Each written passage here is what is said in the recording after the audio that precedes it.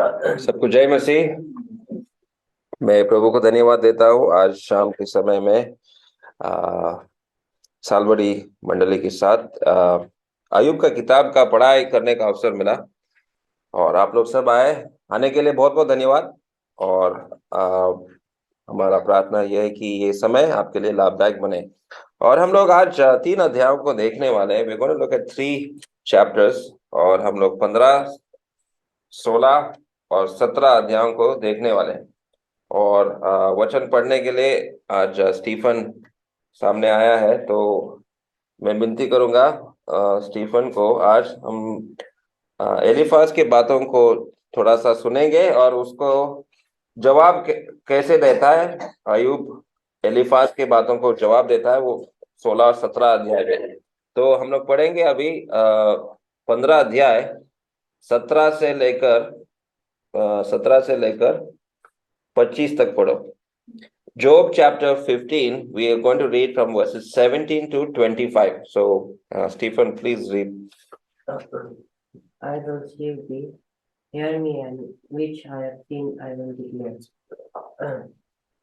Which wise men have told from their father, and have not hid it, unto whom alone the earth was given, and no stranger passed among them.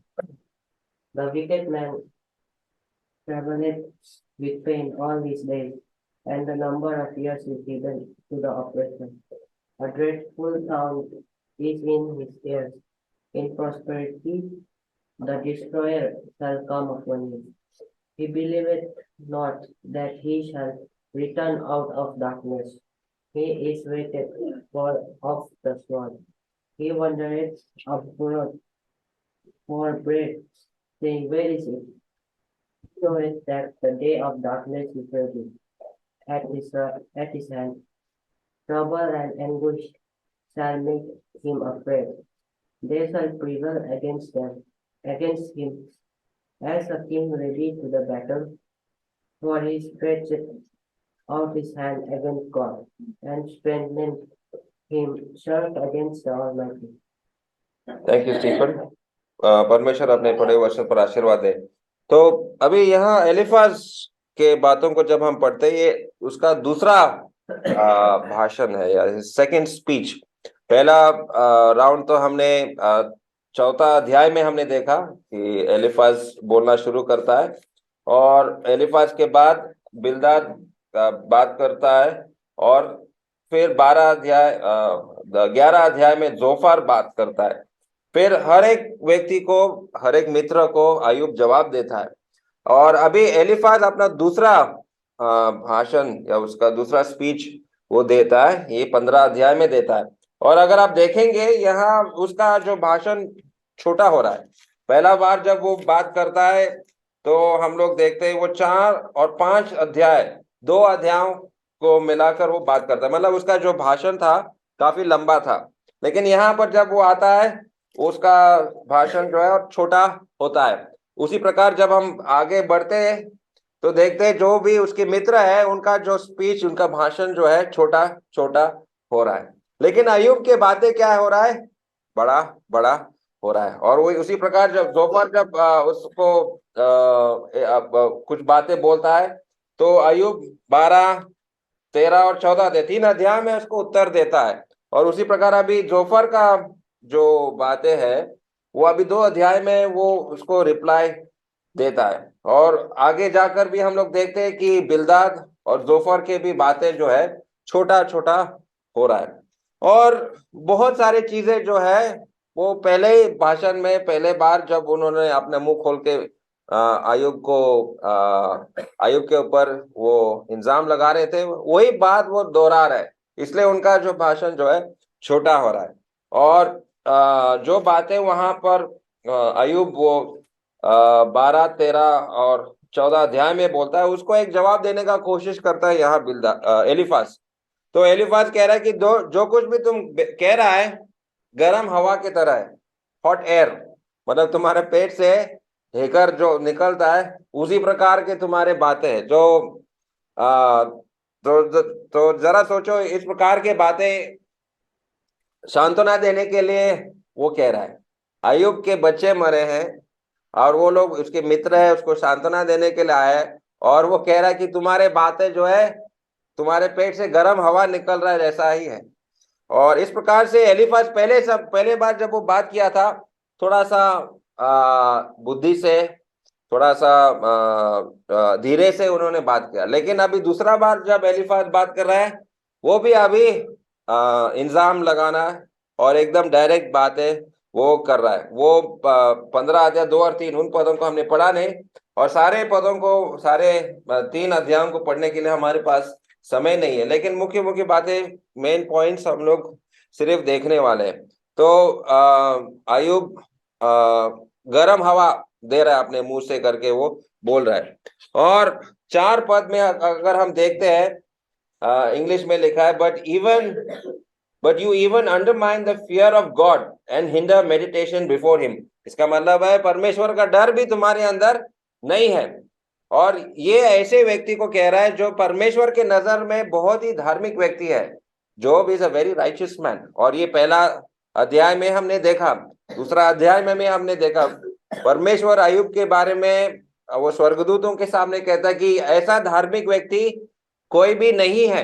लेकिन यहाँ पर एलिफाज उसको कह रहा है तुम्हारे अंदर परमेश्वर का डर, परमेश्वर का भय नहीं है। और 4 पद अगर हम देखते हैं, 4 पद में ऐसा लिखा है, but you even undermine the fear of God and hinder meditation before God. और कुछ पुराने ट्रांसलेशन में, केजेवी में अगर आप पढ़ेंगे उस पद को, जरा 4 पद को अपने बाइबल में पढ़ो। Yet thou castest off fear and restrainest prayer before God. Restrained prayer मतलब तुम्हारे जीवन में प्रार्थना ही गायब है। There is no prayer life. Eliphaz अय्यूब को बोल रहा है तुम प्रार्थना ही नहीं करते हो, इसलिए तो ये समस्या तुम्हारे जीवन में आ गया। और दुख की बात है ये है कि हम लोग भी ऐसे ही इल्जाम लोगों के ऊपर लगाता है, अरे प्रार्थना के सभा में आता ही नहीं, इसलिए ये संकट उसके जीवन में आ गया। और वही बात ये एलिफाज भी बोल रहा है, अरे तुम तो प्रार्थना ही नहीं करते हो, सभा में उपस्थित नहीं है, इसलिए तुम्हारे जीवन में ऐसा संकट आ गया। और हम लोग जानते हैं जो संकट, जो समस्या अय्यूब के जीवन में आ रहा है, शैतान ने ये सारे संकट लाया, और उसका कोई पाप के वजह से नहीं। लेकिन ये मित्रों को पता नहीं और अय्यूब को भी पता नहीं कि क्यों ये संकट उसके जीवन में आ रहा है, कि शैतान ये सारे समस्या उसके जीवन में आया। और वहां पर ये लोग इल्जाम लगा रहा है, या एलिफाज यहाँ पर बोल रहा है तुम्हारे जीवन में प्रार्थना ही नहीं, there is no meditation, there is no prayer, इसलिए ये समस्या तुम्हारे जीवन में आ रहा है। और तुम कोई स्पेशल आदमी नहीं हो।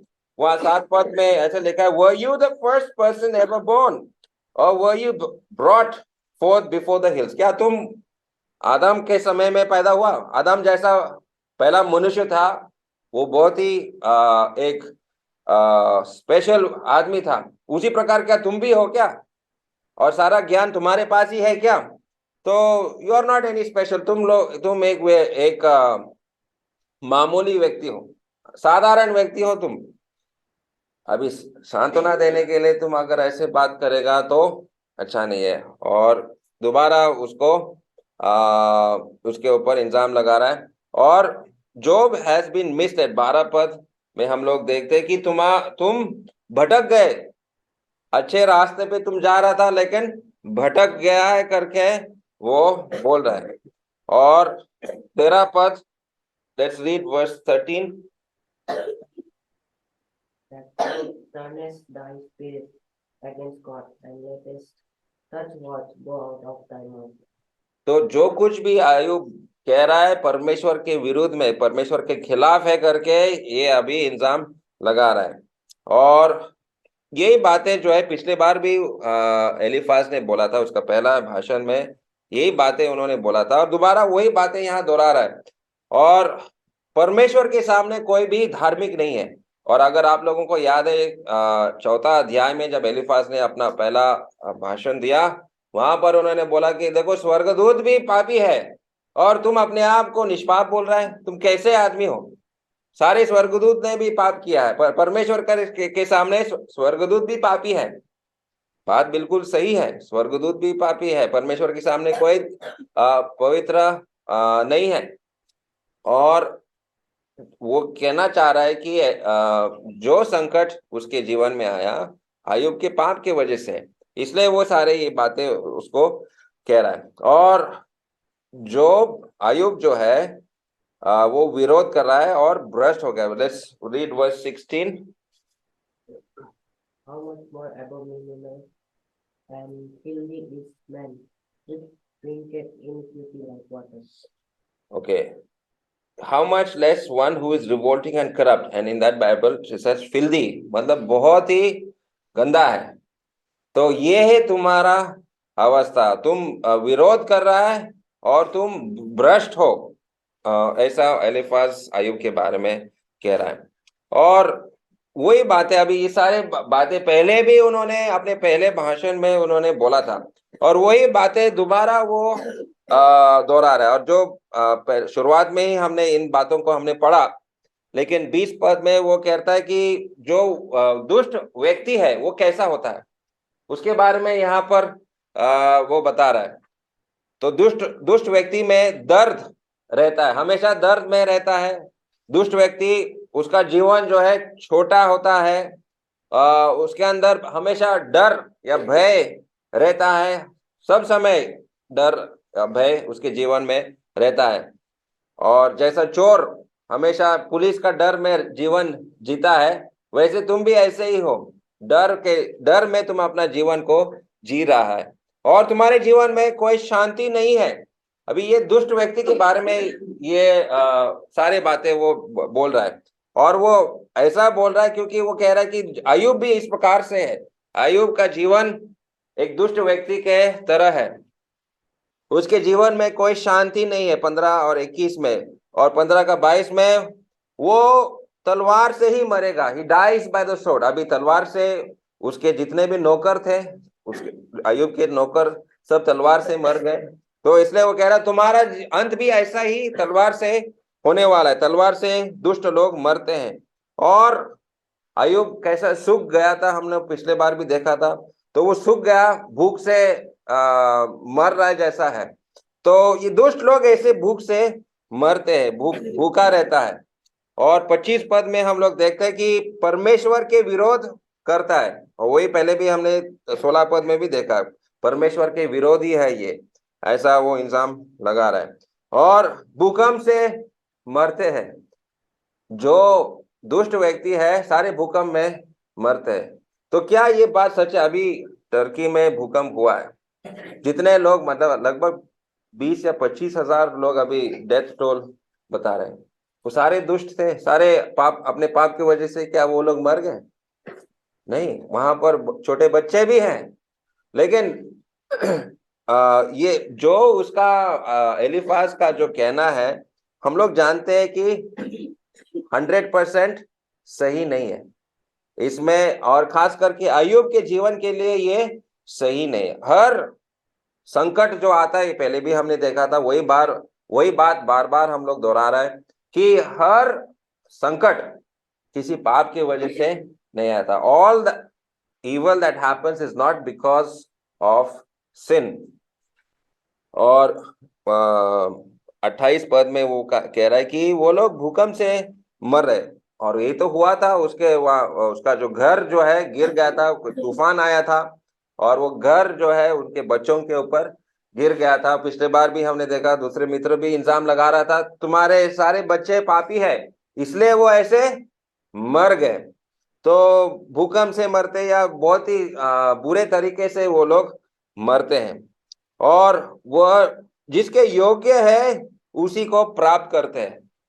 जो अय्यूब के जीवन में जो संकट उसके जीवन में आ रहा है, उसी का वो योग्य है। मतलब उसने अपने जीवन में कुछ पाप किया, इसलिए ये संकट उसके जीवन में आया है।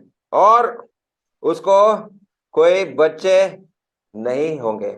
और ये और एक बड़ा एक क्या बोलेगा, एक जैसा एक पंच उसको दे रहा है, जैसा बॉक्सिंग मैच में हो रहा है।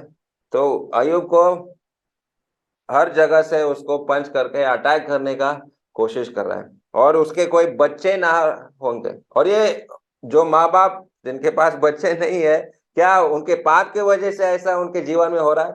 तो इस प्रकार का आरोप अय्यूब के ऊपर, अय्यूब के दोनों उसका पत्नी के ऊपर ऐसा आरोप वो लगा रहे कि उनके कोई बच्चे ना रहेंगे, क्योंकि सारे बच्चे उनके मर गए। 10 बच्चे थे, 10 के 10 मर गए। तो ये बातें जो एलिफाज कह रहा है, आज हम लोग जानते हैं कि ये सही नहीं है। और अय्यूब अभी क्या जवाब देगा? लेकिन अय्यूब, जब हम 16 अध्याय और 17 अध्याय में जब देखते हैं, अय्यूब, उसका पीड़ा उसी के लिए ही सबसे बड़ा है। जो पीड़ा में, जो कष्ट में, जो दुख में है, वही दुख में वो पड़ा है, और वो उसके मित्र उसका दुख को समझ में नहीं आ रहा है। और यही बात जब कोई व्यक्ति किसी दुख से जाता है, शायद कोई बीमारी से वो जाता है और बाद में ठीक होता है, या कोई मृत्यु उसके परिवार में आता है और वहां से जब उठते हैं, जब वो दूसरों को देखता है, दूसरे जब दुख में है, जब कष्ट में है, वो उनको सांत्वना दे सकता है। People who have gone through suffering are the best comforters. They are able to understand the person's suffering and give comfort. और ये जो इसके मित्र है, उनके जीवन में शायद इस प्रकार का संकट कभी नहीं आया, और इसलिए सांत्वना नहीं दे पा रहा है। और अय्यूब उनको कहना पड़ा है, तुम सब के सब निकम में शांति दाता हो।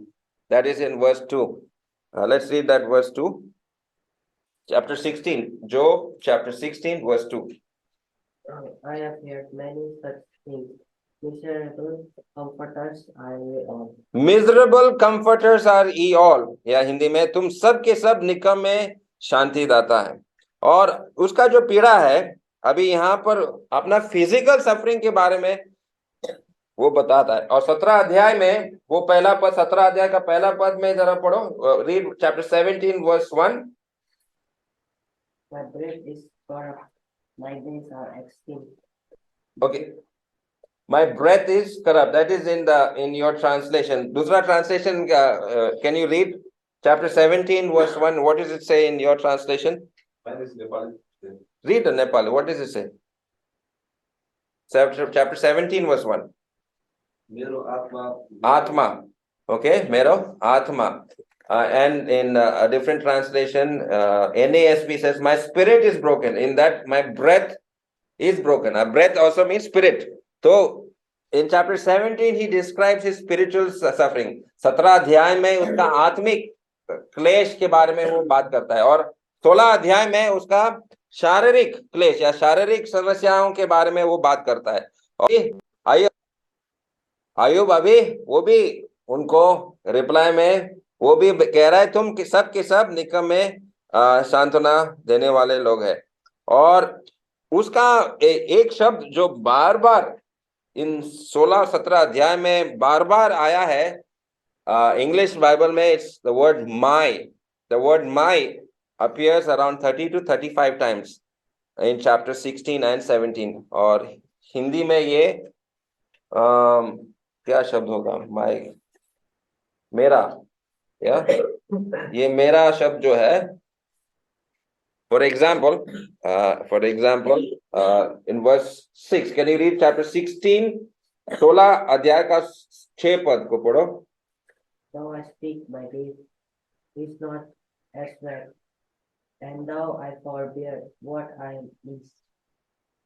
ओके, तो हिंदी में ऐसा है, चाहे मैं बोलूं तो भी मेरा शोक न घटेगा। मेरा, ये मेरा शब्द जो है करीबन 32 बार आए. Depends on which translation you are reading. In the KJV it's around 32 times. In the different translations like NASB it is coming around 35 times. ये माय शब्द, मेरा शब्द बार बार दोहरा है। और यहाँ पर मेरा जो है ये अपना शारीरिक अवस्था के बारे में कह रहा है। 7 पद को जरा देखो, read verse 7. But now he has made me weary. Thou hast made desolate all my company. Okay, you made me weary. तो या exhausted, या मैं थक गया हूँ, मेरा शरीर पूरा थका हुआ है। और 7 पद में वही और भी कहता है कि आई एम डेवेस्टेटेड, मतलब सबका सब कुछ नाश हुआ है, मेरा घर नाश हुआ, मेरे बच्चे चले गए, मेरा जो कुछ भी जो कैटल मतलब बैल बकरी ऊंट जो भी मेरा सामान था, जीव जंतु जो मेरे पास थे, सब के सब चले गए। तो ही इज डेवेस्टेटेड, मतलब चला गया। 13 पद को जरा पढ़ो। These archers passed me round about deeply with my reins asunder, and not spared. He poured out my gall upon the ground. Okay, तो वहां पर अपने किडनी के बारे में बात कह रहा है। My kidneys are paining and bile falls out of the ground, मतलब तुम्हारे अंदर में पेट के अंदर जो कुछ भी डाइजेस्टिव फ्लूइड्स है वो सारे क्या आ रहा है, बाहर निकल रहा है। तो जरा सोचो, just picture this condition of job, इस अवस्था को समझने का कोशिश करो।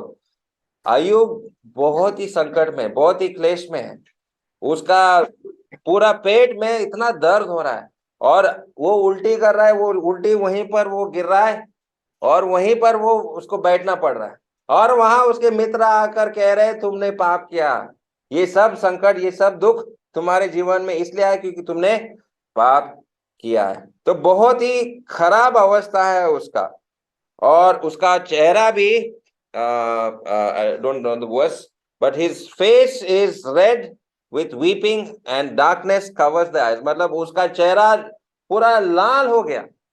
और एक बीमार व्यक्ति का अवस्था को आप समझ सकते हैं, अगर अपने हॉस्पिटल गए, बहुत सारे बीमार लोगों को जब आप देखते हैं उनका अवस्था ऐसा ही है, चेहरा लाल है और आंखें में नींद ना होने के कारण, नींद जब पूरा नहीं होता है, अपने आंखों के वहां पर लाल रंग का गोल, circle of black around your eyes.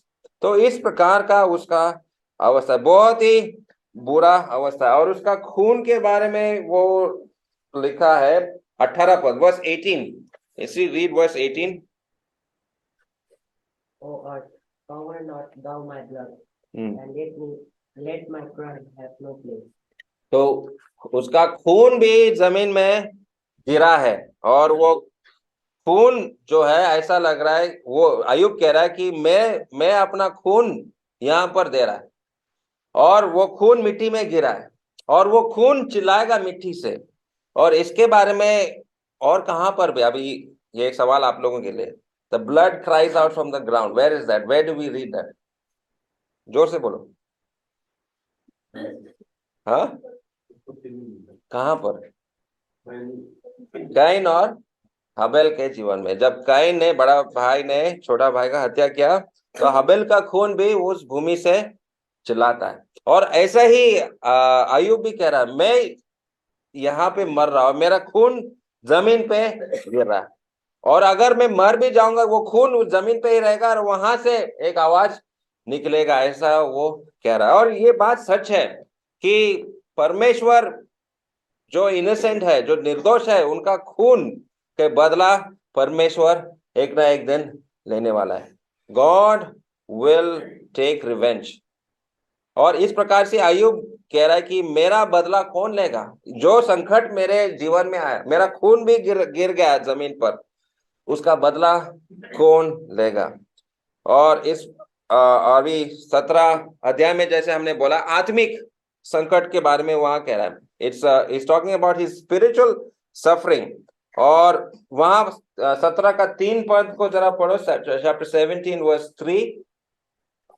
Lay down now, put me in security with thee. Who is he that will strike hands with me? Okay, lay down a pledge between me. Okay, let me read it in my Bible. In my translation, it says, make arrangements, put up security for me. Who else will be my sponsor? तो अगर आप लोगों को याद है, शैतान परमेश्वर को बोलता है कि देखो, तुम ये अय्यूब का रक्षा कर रहा है, मैं उसको हाथ नहीं लगा सकता क्योंकि आप उसका देखभाल कर रहा है और आप रक्षा कर रहा है, उस रक्षा को आप निकालो, जो सिक्योरिटी आपने बांध के रखा ना, the hedge that is around job, उसको आप निकालो, और तब मैं उसको तब आप देखो कि वो आपका अभिशाप देगा। लेकिन यहाँ सिक्योरिटी तो निकल गया, और अय्यूब समझ रहा है कि परमेश्वर का हाथ जो उसके ऊपर था अभी हटा गया है। That security that he had, that he was experience is gone. और इसलिए वो परमेश्वर को कह रहा है कि वो जो सिक्योरिटी जो था, जो रक्षा मेरा कर रहा था, कौन उसको लौटाएगा, कौन मेरा रक्षा कर सकता है। So he is feeling that something is missing. एक बहुत ही जरूरी बात अभी उसके जीवन में नहीं है, और वहां कोई सम्मान उसको मिल नहीं रहा है। उसके नौकर भी अभी उसको गाली दे रहा है। पहले वो अब अगर नौकर को बुलाता था, वो लोग तो तुरंत हाजिर होता था, और जो कुछ भी काम वो करता था वो सुनते थे। लेकिन अभी अगर वो नौकर को भी बुलाएगा तो नौकर उल्टा उसका मजाक करता है, कोई उसका बात नहीं सुन रहा है, और कोई सम्मान उसको नहीं मिल रहा है। And that is something very dear for us. हम लोग जो इंडियन और इस खास करके साउथ एशिया में जो रहने वाले लोग हैं, ऑनर हमारे लिए बहुत ही बड़ा चीज, सम्मान। चाहे मेरा पास पैसा भी नहीं है, लेकिन मेरा सम्मान लोग करना चाहिए। और अगर सम्मान कोई निकाल देता है या हटा देता है, या कोई मुझे अगर गाली देता है, तो ये मुझे बहुत दुख लगता है। इट हर्ट्स अस। और ये अय्यूब को भी ऐसा लग रहा है, मेरा सम्मान कोई नहीं करता है। एंड उसके मित्र ने भी उसको धोखा दिया। वो 5 पद जब हम पढ़ते हैं तो ऐसा लग रहा है कि उसके मित्रों ने उसको धोखा दिया। और रीड वर्स 6, 17 का 6 पद को पढ़ो। Hath he hath made me also a byword of the people, and aforetime I was as a tablet. ठीक है, मैं हिंदी में पढ़ रहा हूं। उसने ऐसा किया कि सब लोग मेरी उपमा देते हैं, और लोग मेरा मुंह पर थूकते हैं। They have made me a by word, मतलब मेरा मजाक करते हैं लोग, मेरा मजाक करते हैं और मेरे ऊपर थूकते हैं। Just imagine that somebody spits at you. Would you be able to bear that? No, none of us would be able to bear it. जितना भी आप अच्छा व्यक्ति हो, आप चर्च जाने वाला व्यक्ति हो, कल जाके आप रास्ते पे जा रहा है, कोई गुटखा खा रहा है, आपके ऊपर थू करेगा, आप क्या करेगा? आप चुप बैठेंगे या उसको कुछ 2 शब्द सुनाएंगे? तो हम लोग बिल्कुल ये बात नहीं सह सकता, और अय्यूब को ये सारे बातें सहना पड़ रहा है। लेकिन ये सारे जो संकट जो अय्यूब सह रहा है, किसके बारे में याद दिलाता है? somebody who was spat. Yes, प्रभु यीशु मसीह के ऊपर भी थूका गया। और ये जो कुछ भी अय्यूब के जीवन में हो रहा है, उसका जो दुख क्लेश से वो जो पीड़ा से वो जा रहा है, प्रभु यीशु मसीह ने भी ऐसे ही इसी प्रकार का पीड़ा, इसी प्रकार का क्लेश उन्होंने सहा। And he is full of grief, मतलब दुख से वो भरा हुआ। और ये उसके मित्रों को समझ में नहीं आ रहा, इसलिए अय्यूब अपना ही पीड़ा, अपने ही दुख के बारे में उनको बता रहा है। और वो अपने दुख के बारे में बता रहा है, लेकिन कोई उसका दुख के लिए कान नहीं दे रहा। Nobody can understand that suffering. इसलिए जब कोई व्यक्ति के जीवन में ऐसा संकट आता है, वही जाकर दूसरों को सांत्वना दे सकते हैं। People who have gone through suffering, who have experienced suffering, perhaps it is a death in the family or some kind of a loss, they tomorrow will become good comforters. They will be able to comfort others. और यही इसके मित्रों के जीवन में नहीं है। They were not in a position to give comfort to Job. वो अय्यूब को सांत्वना नहीं दे सकता था। और जो कुछ भी उसके योजना थे, सारे प्लान्स, सारे योजना जो है चले गए। They are all ruined. All my plans are ruined. In chapter 17 verse 11 वो कह रहा है। And he has no home. मेरा घर नहीं है। उसका घर तो उनके बच्चों के ऊपर गिर गया, घर नहीं है। वो बैठा था जहां कचरा हम लोग फेंकते हैं, कचरा का जगह पे वो बैठा है और वहां पर वो उल्टी कर रहा है और वहां पर उसका खून बह रहा है और ऐसा दुखी अवस्था में है, और जो जहां पे लोग थूकते हैं वहां वो ही बैठा है। और इसलिए वो क्या कह रहा है कि मेरा ना घर है, ना पिताजी है, ना माँ है, ना बहन है, मेरा देखने वाला मेरा परिवार कोई नहीं। बीबी है, लेकिन बीबी भी कह रहा है तुम परमेश्वर को अभिशाप दो और तुम मर जाओ, ऐसा उसका अवस्था है।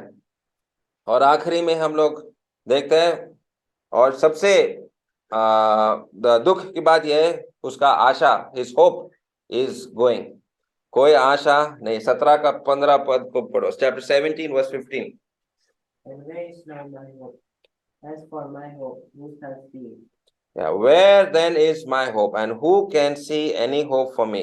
तो मेरी आशा कहाँ रही और मेरी आशा किसके देखने में आएगी?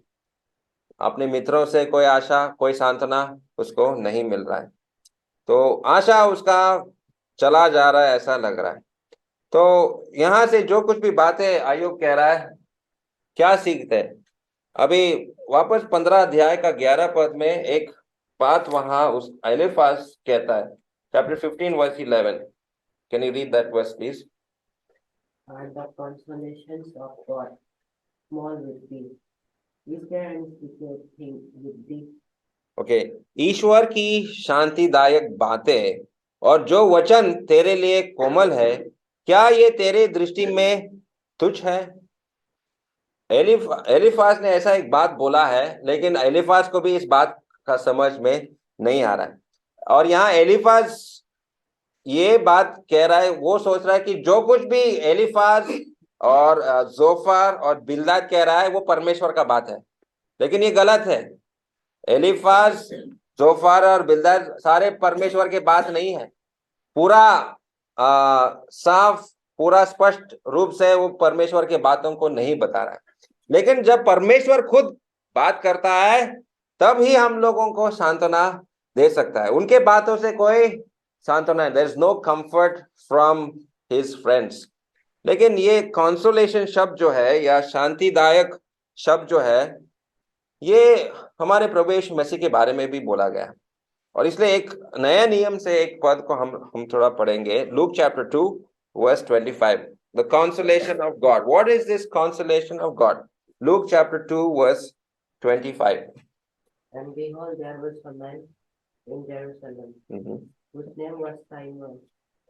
And the same man was just as devout, waiting for the consolation of Israel. And the Holy Ghost was upon him. Waiting for the consolation of Israel, और इज़राइल की शांति की बाट जो रहा था, इज़राइल की शांति की बाट। और ये जब प्रभु यीशु मसीह का जन्म हुआ, जब प्रभु यीशु मसीह को पहली बार मंदिर में लेके गया था, तो शिमोन नाम का व्यक्ति यीशु मसीह को देखता है, मतलब बच्चे के रूप में वो देखा है, और वे कह रहे हैं कि ये बच्चा ये दुनिया का सांत्वना देने या इस्राएल का सांत्वना देने के लिए आया है, one who is going to give consolation. और ये सिर्फ इजराइल के लिए नहीं, लेकिन पूरे मानव जाति को सांत्वना देने के लिए ये बच्चा आया है। और मनुष्य जाति का दुख क्लेश का सांत्वना देने के लिए केवल यीशु मसीह है। There is only one comforter who can comfort us in this pain. और भी ये जो भूकंप भी हुआ, कल पता नहीं कहां पर भूकंप होगा, शायद यहाँ पर। कल ही हमने पढ़ा था कि गैंगटॉक में भूकंप हुआ है, तो क्या इसका मतलब है कोई बड़ा भूकंप आने वाला है क्या? पता नहीं, I don't know, I am not professing anything over here. लेकिन ऐसा पीड़ा, दुख, क्लेश जब दुनिया में आता है, कौन हमको सांत्वना दे सकता? कौन सा फिलॉसफी, कौन सा व्यक्ति, कौन सा पॉलिटिशियन, कौन सा नेता, कौन सा LIC पॉलिसी, कौन सा दवाई, कहां से हम लोगों को सांत्वना दे सकता है? अभी टर्की में जो लोग मर गए, उनको कौन सांत्वना दे सकता है? उनके परिवारों जो जिंदा बचा है, पैसा 1 लाख 2 लाख 1 करोड़ 2 करोड़ रुपए देने से भी क्या उनके जो प्रियजन जो मर गए वापस आ सकते क्या? नहीं है। Who can give consolation to this world? ये दुनिया दुख पीड़ा क्लेश से भरा हुआ है, कौन सांत्वना दे सकता है? Who can bring comfort to this painful terrible world, जो पाप से भरा हुआ है। और वही शिमोन वहां पर लूक 2:25 में कह रहा है कि ये बच्चा, ये यीशु मसीह हमारे लिए सांत्वना है। That is the one who can give comfort. वही यीशु मसीह हम लोगों के लिए कंफर्ट दे सकता है। और अय्यूब को ये सारी बातें उसको समझ में नहीं आ रहा है, लेकिन उसको ऐसा लग रहा है कि कोई आएगा, कोई आएगा, ये मेरे मित्र, ये निकम्मे शांति देने वाला है, इनसे कोई सांत्वना मिलने वाला नहीं है। I am not going to get any comfort from my friends. पैसा से मुझे सांत्वना नहीं मिलने वाला, लेकिन कोई आने वाला है, ऐसा उसको लग रहा है। और वो वहां पर हम लोग कहते हैं 16 का 19, go back to chapter 16, Job chapter 16 verse 19. And also now, behold, my witness is in heaven, and my record is on high. Yeah, my witness is in heaven and my advocate is on high. मतलब वो जो जिसको इसके इंतजार में है, वो स्वर्ग में है। हम लोग जानते हैं अभी इस प्रकार नए नियम के विश्वासियों को पता है कि वो यीशु मसीह है, लेकिन अय्यूब पुराने नियम का विश्वासी है, मसीहा के बारे में उसको ज्यादा मालूम नहीं है, लेकिन वो ऐसा उसको लग रहा है शायद कोई आएगा, बाद में कोई आएगा और मनुष्य जाति को सांत्वना दे सकते। वो स्वर्ग में है, ऊपर में है, और एक दिन वो उसको देखेगा करके वो भी उसका विश्वास है। और अय्यूब 19:25, Job chapter 19 verse 25. For I know that my Redeemer liveth, and that he shall stand at the latter day upon the earth. Verse 26 also. And thou after unseen want destroy this God, yet in my flesh shall I see God. Yet in my flesh I will see him. मतलब वो सांत्वना देने वाले को एक दिन मैं देखने वाला हूं। मेरे मित्रों से मुझे कोई सांत्वना नहीं मिल रहा है, और इस जीवन में मुझे कोई सांत्वना नहीं मिल रहा है। इस जीवन कष्ट और दुख से भरा हुआ है, लेकिन एक दिन में उसको मिलने वाला है, और यही उसका आशा है। That is his only hope, that someone will come, and he has that feeling that somebody is going to come. और अगर आप इसी प्रकार से जब हम देखें तो जो कुछ भी प्रश्न अय्यूब पूछता है, उदाहरण के लिए 9 अध्याय का chapter 9 verse 33, there is can you read that? Neither is there any density man be twixt us that might lay his hand upon us. Okay, there is an umpire between us, okay, or a judge between us. Okay, so वो 9 अध्याय 33 पद में पहले बार वो इसके बारे में सोचता है, और फिर 14 अध्याय का 14 पद में भी ऐसा इस प्रकार से वो सोचता है। chapter 14 verse 14. If a man die, shall he live again? All the days of my appointed time will I wait till my change come. Till my change comes, या बदलाव कोई लाने वाला है। Somebody is going to bring a change. And then we just read in chapter 16 verse 19, we have read that. 19 verse 25 we read that. And then in chapter 23 verse 3, chapter 23 and verse 3. So that I knew where I might find him, that I might come into his seat. Okay, तो देखो यहाँ जो पदे हमने अभी पढ़ा है, 9 अध्याय 33 पद, 14 अध्याय 14 पद, 16 अध्याय 19 पद, 19 अध्याय 25 पद, 23 अध्याय और 3 पद, वहां वो उस सांत्वना देने वाले को खोज रहा है। कौन इस पीड़ा में, कौन मुझे सांत्वना दे सकता, who can give me comfort. और वो जानता है कि एक दिन वो आएगा, मेरा उद्धार करता आएगा, जो मुझे सांत्वना दे सकता है। और वो कहां पर है? How can I find that way? What is the way? Can anybody tell me what is the way to the Lord Jesus Christ, or how can we go to the Father? Somebody asked, Thomas had asked that question. How can I go to the Father? What is the reference for that? Yes. John 14:6. John 14:6. Can anybody say that verse? I am the way, the truth and the life. देखो, आज नया नियम के विश्वासियों को ये पता है, लेकिन बेचारा अय्यूब, उसके पास बाइबल नहीं है जिस प्रकार से हमारे पास है। और कितना दुख, कितना इंतजार में है वो उस उद्धारकर्ता के लिए। क्या मैं इस प्रकार से उस उद्धारकर्ता के लिए रुका हूं? कि क्या मैं तड़प रहा हूं उस उद्धारकर्ता के लिए जिस प्रकार से अय्यूब?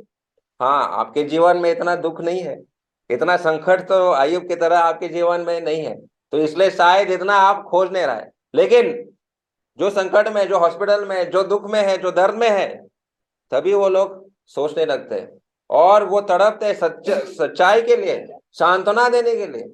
और खास करके संकट के समय में, भूकंप के समय में, बहुत पीड़ा के समय में, तब ये सारी बातें समझ में आना चाहिए।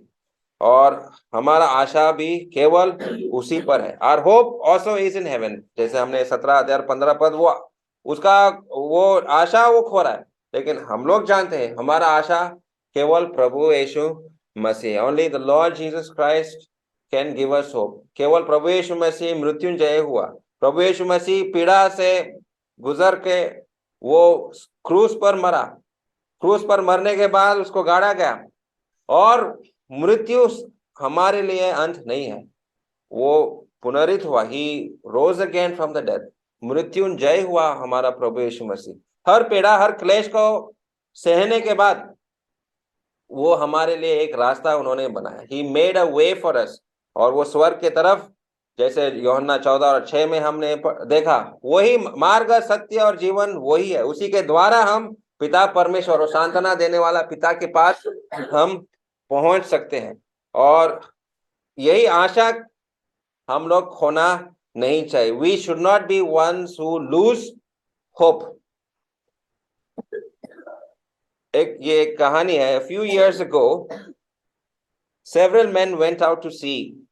कुछ साल पहले की बात है, जब लोग जहाज में यात्रा करते थे, तो the boat capsized. Several days were spent in the ocean and only one man had hope। और उनका जो बड़ा जहाज था वो डूब गया, और कुछ छोटा सा ही कुछ चीजों के ऊपर उनको तैरना पड़ा। और and only one man had hope that they would be found, and so he stayed with the boat। और वो छोटा सा जहाज जो था उनका, नाव जो था, उसी में वो रुक गया। और बाकी के जो भी यात्री सवारी थे उसके साथ, वो आशा खो लिया। बहुत दिन बीत गया, वो समुद्र में वो छोटा जहाज, छोटा नौका तैरता जा रहा है, दिन पे दिन बीतता जा रहा है, और लोगों का आशा खो गया। अरे हम लोग कभी जिंदा मिलेगा नहीं, तो वो समुद्र में मर जाते थे। मतलब they would jump into the water and die। लेकिन ये अकेला, उसने आशा नहीं खोया। और कुछ दिन बाद कुछ लोगों ने उस छोटा सा नाव को उनको मिला, और ये जिंदा उनको मिला। अगर वो भी आशा खो लेता तो वो भी समुद्र में डूब के मर जाता। केवल आशा को पकड़ के रखा था। आशा ये था कि शायद कोई आएगा और मुझे बचाएगा। तो आशा बहुत बड़ी चीज है हमारे लिए।